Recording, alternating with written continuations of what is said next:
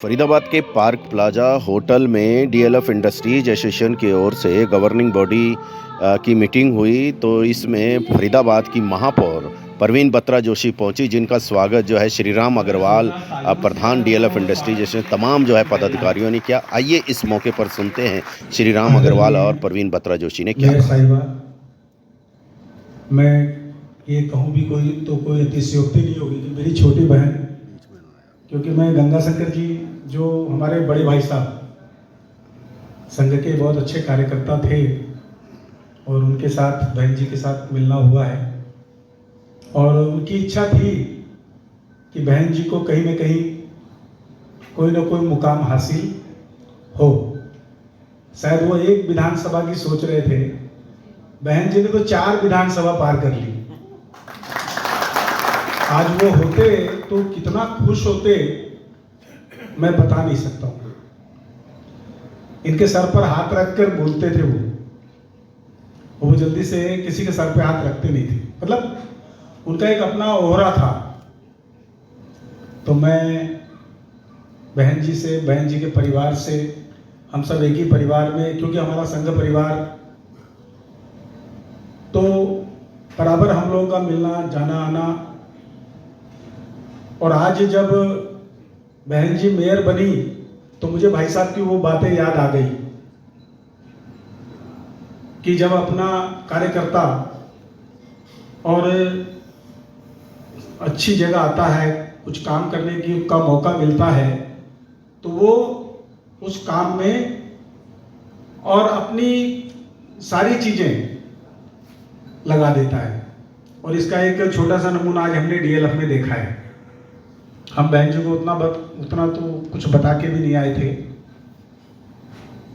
तो मेरा इतना ही कहना है कि बहन जी, आज हम सब डीएलएफ के इंडस्ट्रीज के लोग यहाँ बैठे हैं।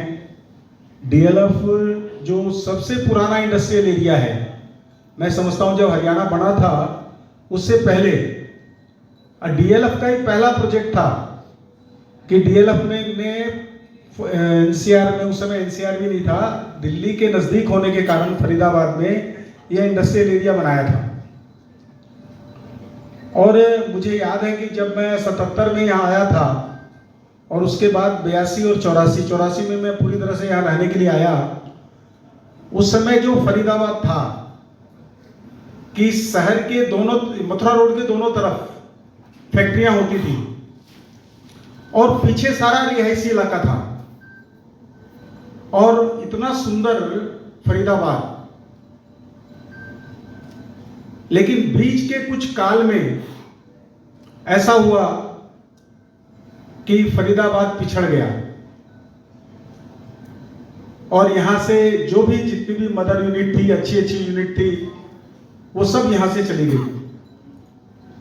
आज हम सब इंडस्ट्रीज के लिए काम करते हैं। आज भी हम सुई से लेकर और स्पेस तक का सामान सारा फरीदाबाद में बनाते हैं, सब कुछ करते हैं। लेकिन उस बीच के कालखंड में इंफ्रास्ट्रक्चर का जो बुरा हाल हुआ, उसकी सजा हम आज तक भुगत रहे हैं। पिछले 10 वर्षों में सरकार ने बहुत काम किया, लेकिन उस बीच के कालखंड में जितनी बर्बादी हुई उसको पूरा करना, क्योंकि उसके साथ उस कालखंड में 2 शहर बसे, गुरुग्राम और नोएडा। आज नोएडा, ग्रेटर नोएडा और वो सारी उस योजना में वो सब खूब तरक्की कर रहे हैं। फरीदाबाद में हम लोग उस इंफ्रास्ट्रक्चर को वापस लाने के लिए पूरा प्रयास कर रहे हैं, खूब मेहनत कर रहे हैं और अभी भी हम उसके लिए प्रयासरत हैं।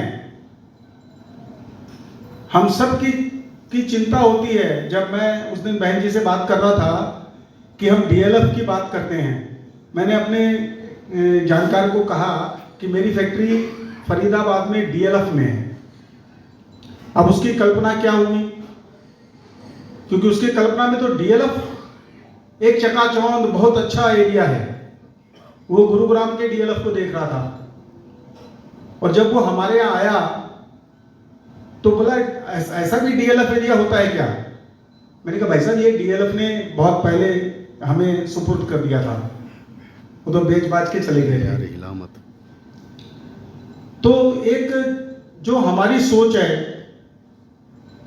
उससे भी आगे जाकर, अभी जब हम लोग बहन जी से मिले तो इन्होंने इंदौर का, कोटा का उदाहरण दिया हमारे सामने, और वाकई में उन जगहों पे बहुत अच्छे काम हो रहे हैं। और फरीदाबाद में भी लगातार पिछले 10 वर्षों से काम चल रहा है। हमारे डीएलएफ में भी मल्होत्रा जी बैठे, अभी चर्चा हो रही थी कि हम लोगों को 65 करोड़ रुपया कितना मिला हमें, हैं 23 करोड़, 65 करोड़ में से हमें 23 करोड़ रुपया डीएलएफ में इंफ्रास्ट्रक्चर के लिए मिला, लेकिन हमें वो कुछ दिखाई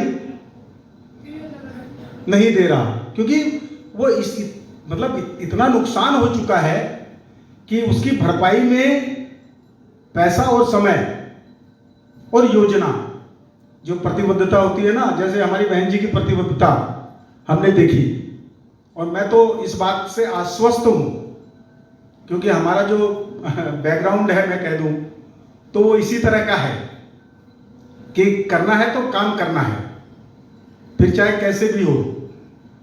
तो वो सारी प्रतिबद्धता से वो सारा काम चल रहा है।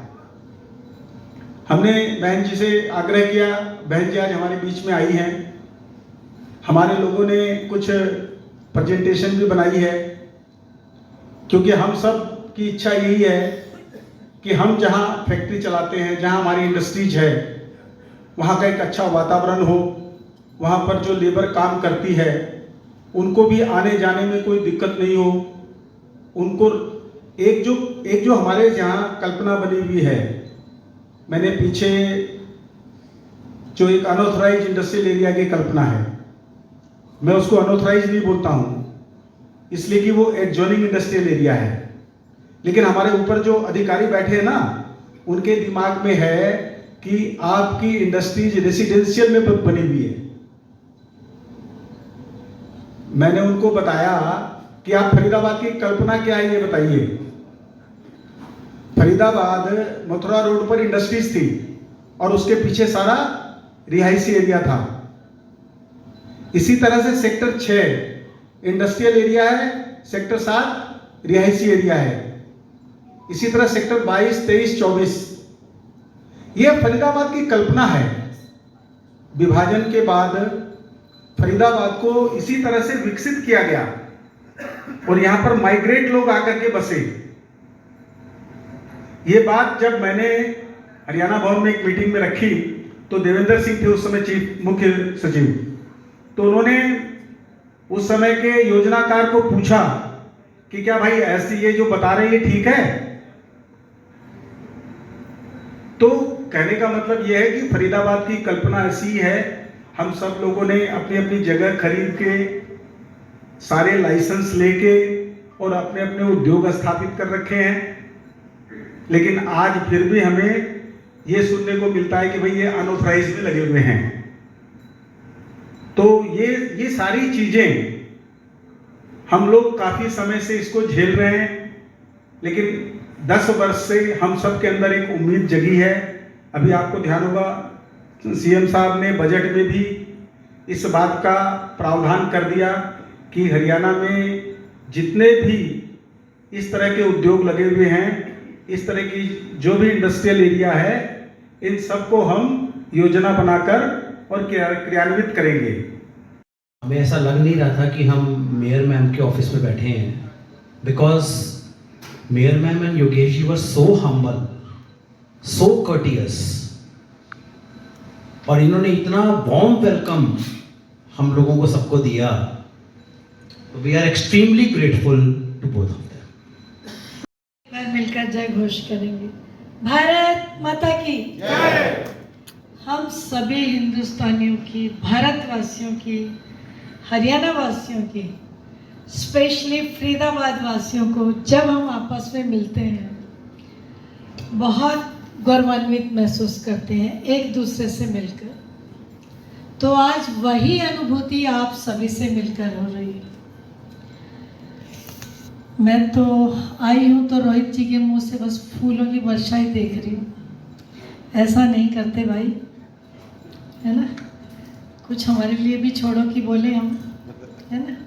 तो आज के इस प्रांगण में आए हुए कहूँगी कि DLF इंडस्ट्रीज एसोसिएशन के आप सभी गणमान्य founder member Shri TC Dhawan ji, present में अभी प्रेसिडेंट श्री राम अग्रवाल जी, जिनका संबोधन अभी हम सुन रहे थे, श्री JP मल्होत्रा जी जो कि एक्स प्रेसिडेंट रहे आपके, Shri Rohit Rungta ji, Shri Abhay Bajaj ji and all members of DLF official है। किसी रीज़न से कि मुझे आप सभी के बीच में जो ईश्वर ने मुझे एक अवसर दिया और आप सभी के सहयोग से जो मैं आपके बीच में हूँ, आज मुझे पूरे 60 दिन हो गए। आप सभी का उद्यमी का अपने आप में जो कि एक सभी एक संस्थान है, आप लोग एक एक व्यक्ति एक एक संस्थान है, कहूँगी कि हम सभी के लिए आप सभी प्रेरणा स्रोत हैं। I also belong to a businessman family and especially international businessman family I belong to. Not only my brother but my whole family, कितना खानदान, पूरा खानदान ही मेरा बिजनेसमैन फैमिली है। नरसंहार का जिक्र किया, हर भारतीय इस नरसंहार के बारे में सुनकर, उसको रिकॉल कर सोचकर थर्रा उठता है। कहते हैं कि रोंगटे खड़े होने वाली कोई भी भारतीय, मेरे ख्याल से कोई उस दिन सोया नहीं होगा, चाहे वो हिंदुस्तान में था या कहीं बाहर था। कोई भी मेरे भारत का वासी, एक भी बच्चा भी नहीं सोया होगा, और स्पेशली उस दिन भी नहीं सोया होगा जिस दिन हमारे माननीय आदरणीय प्रधानमंत्री माननीय मोदी जी ने उसका बदला लेने के लिए सिंदूर ऑपरेशन के द्वारा आतंकवादियों के अड्डों पर अटैक किया। रात को मेरा फ़ोन उस दिन लाइव था, बेटा आता, मम्मा। हम कुछ हद तक तो आज उस काम को करने में सफल हो गए। लगे हुए तो हम पहले से ही हैं कुछ एरियाज़ को, लेकिन कहीं कहीं जहाँ पता चलता है कि यहाँ क्रिटिकल पोजीशन है, अच्छा नहीं है, जल भराव है या बहुत गंदगी है, तो इनिशिएट लेते हैं मेरे सहयोगी, हमारे कार्यकर्ता, मेरा बेटा ही है ये योगेश जी। डेली हम लोग 25 से 40 ग्रीवेंसेस लेते हैं कम से कम, मॉर्निंग से इवनिंग में उसको हम कंप्लीट करके ही घर जाते हैं। तो आज भी हमारा यही था कि इस एरिया को हम कब कर पाएंगे, करते करते आज कुछ हम उसको टच कर पाए। तो रोहित जी, मुझे लगता है कि हमारे हिंदुस्तान के कुछ शहर इतने सुंदर हैं, आप सभी भी बाहर जाते हैं। तो जब मैं फर्स्ट टाइम चाइना गई, मैं भी बिजनेस पर्पज से ही गई थी, हम लोग का भी इंटरनेशनल बिजनेस था नहीं है भी, तो क्षमा चाहूँगी। तो उस समय देखा कि जिस शहर की, कंट्री की इतनी पॉपुलेशन है हिंदुस्तान से कई गुना अधिक, वो शहर इतना सुंदर हो सकता है। तो आकर कोसा खुद के अपने वातावरण को एयरपोर्ट पर उतर कर ही कि हमारे मंत्री ये सभी लोग बाहर जाते हैं, तो बाहर जाकर देख कर आते हैं, तो वह व्यवस्था हम अपने हिंदुस्तान में क्यों नहीं कर सकते? हम कर सकते हैं। आज तो मेरे ख्याल से भारत का एक एक व्यक्ति इस चीज़ के लिए अवेयर, अलर्ट है, क्योंकि माननीय मोदी जी ने एक स्वच्छता अभियान चलाया जिसकी शुरुआत हम सभी के लिए स्कूल के बच्चों से शुरू की। पहले कोई भी बच्चा चिप्स का पैकेट लिया, टेट्रा पैक लिया और फेंक दिया, कहीं भी फेंक दिया। आज मुझे नहीं लगता कोई बच्चा फेंकेगा। पहले हर दिन सुनते थे कि केले के छिलके से कोई गिरा, उसकी टांग टूट गई, हाथ टूट गया। आज मुझे नहीं लगता ऐसी कोई खबर सुनने में आती है। तो हर व्यक्ति आज अलर्ट हो चुका है कि मेरा हिंदुस्तान भी स्वच्छ और सुंदर शहर होना चाहिए। जो भी आप इंदौर नहीं गए तो इंदौर जाइए, उससे भी सुंदर शहर आपको कोटा लगेगा। आप कोटा एक दिन जरूर जाकर आइएगा। अनमाइंडली मैं पार्टी के तरफ से प्रवास में दोनों शहरों में गई। इंदौर में बहुत बार गई, कभी उज्जैन के उससे या कभी MP के प्रवास पे। भोपाल बहुत समय रही भी और देखा भी, प्रवास पर भी गई। कहीं भी कोई भी व्यक्ति ऐसे नहीं फेंकता जैसे हम लोग अपने कूड़े के पैकेट्स बाहर फेंक देते हैं। जब हम घर के अंतःस्थल को सुंदर रखते हैं, हर रूम का हर जगह का सफाई होती है, तो मेरे बाहर के प्रांगण में क्यों नहीं। हर नागरिक से मैंने आग्रह किया, आज नहीं बहुत वर्षों से करती हूँ, कि हम अपने अपने एरिया की एक सुव्यवस्था के लिए अपनी जिम्मेवारी ले लें। हाँ, जहाँ तक आज हम कहेंगे कि सरकार की जिम्मेवारी है, सरकार अपनी ओर से कार्य करेगी। अभी आज भी हमने एक प्लानिंग किया है, एक एक एरिया को लेंगे, हम उसको स्वच्छ करेंगे। फिर सभी से आग्रह करेंगे कि आप अपने एरिया के अपने अपने प्रांगण को स्वच्छ रखिए। लेकिन उससे पहले हम अपने फरीदाबाद को मिलकर स्वच्छ भारत का एक हिस्सा बनाएंगे। रोहित जी, आपका सपना है ये, और जो आपने प्रेजेंटेशन दी, गौरव जी आपने बहुत सुंदर सपना सबको दिखाया, आपने एक सुंदर सपना सजाया। कहते कि सपना नहीं देखेंगे तो पूरा कैसे करेंगे। बनाते हैं तो अपने शहर, अपनी कर्म भूमि को क्यों नहीं, अपने कर्म में हम कभी भी पीछे मैं नहीं हटूंगी, आपका सहयोग चाहूँगी और आपको भी पीछे नहीं हटने दूंगी, ये मेरा संकल्प है।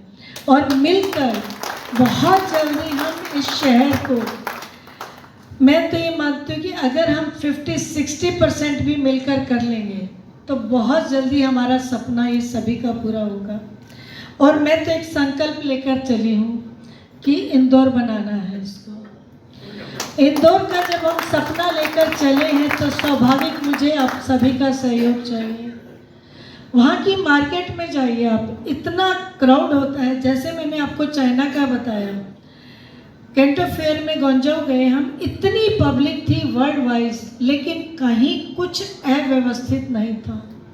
मेरे हिंदुस्तान के एक नागरिक ने चंचलता दिखाते हुए टैक्सी की वेटिंग के लिए पेशेंस ख़त्म कर दिया, दीवार फांद कर बोले कि मैंने पहले बैठना है। 6 किलोमीटर तक मैंने खुद देखा, उनको कोई टैक्सी नहीं मिली। सब जगह उन्होंने मैसेज सर्कुलेट कर दिया, उनकी पिक्चर सर्कुलेट कर दी। तो क्यों नहीं, फिर जब हम बाहर रहकर संयम में रहते हैं तो अपने हिंदुस्तान में क्यों नहीं। अमेरिका में आप फेंकिए केला, अगर आप 400 किलोमीटर आगे चले गए then you have to come back. आपको केले का छिलका उठाने के लिए वापस आना पड़ेगा, उसको उठाए बगैर आप बॉर्डर क्रॉस नहीं कर सकते। जब हम वहाँ के रूल्स फॉलो करते हैं तो अपने शहर के लिए क्यों नहीं। आप इंदौर में जाइए, मार्केट 56 की मार्केट है, इतना क्राउड होता है वहाँ।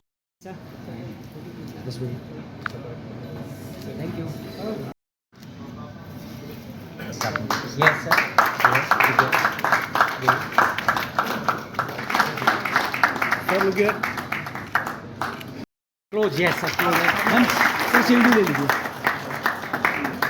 सर साथ में आ जाइए, आगे आ जाइए। इसमें बैक साइड है।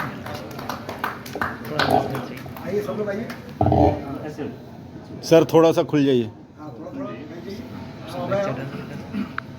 Yes. पीछे ना मोबाइल। बाकी लोग आ जाइए, बाकी हम लोग हट जाते हैं, बाकी लोग आ जाइए। आइए, बाकी लोग आइए, सब आइए आइए। आओ सुशील साहब, आओ। हो गया आओ। केएन इंजीनियरिंग से मिस्टर अंजन नंदी हैं, करेंगे कि इसको हम काफी हद तक पूरा करें। Okay sir, close. Yes yes, look ऐसा।